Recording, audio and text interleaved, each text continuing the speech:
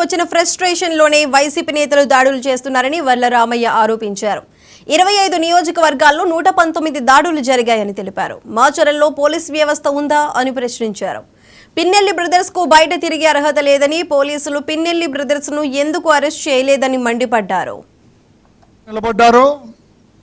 తెల్లవారుజామున వచ్చే ఓటర్స్ అందరూ కూడా పోలింగ్ బూత్ల దగ్గర క్యూలు తేరారో అతనికి అర్థమైంది.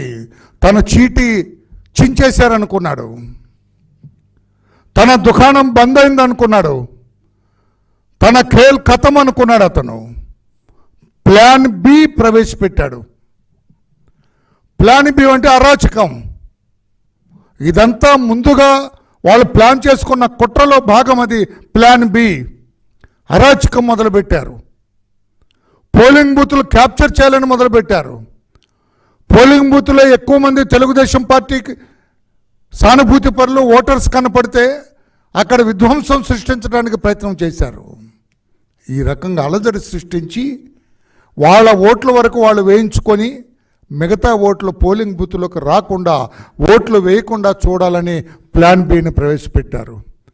కానీ ఓటర్లందరూ కూడా అకుంఠితమైన దీక్షతోటి, అచంచలమైన విశ్వాసంతో ఈ నరరూప రాక్షసుడు వెళ్ళిపోవాలి, చంద్రబాబు గారు రావాలి, ఆ ఎన్డీఏ కూటమి రావాలి, అప్పుడే ప్రజాస్వామ్యం రాష్ట్రంలో పరిఢవిల్లుతుంది, అప్పుడే రాజ్యాంగపరమైన పరిపాలన వస్తుంది, అప్పుడే ప్రజా పరిపాలన వస్తుందన్న నమ్మకంతో వాళ్ళు చూపించిన ఆశలకి ఆశపడలేదు.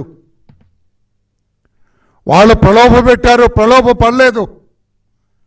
వాళ్ళు భయపెట్టారు, భయపడలేదు. కర్రలతో కొట్టారు, భరించారు.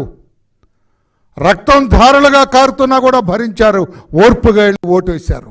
సిద్ధాన్ని కాళ్ళెరు కొట్టి లోపల పడేద్దండి, మెడబెట్టి గంటి లాకప్లో తాళం వేసేద్దు. లాకప్కి వాళ్ళిద్దరిని ఎట్లా అలవ్ చేస్తారండి?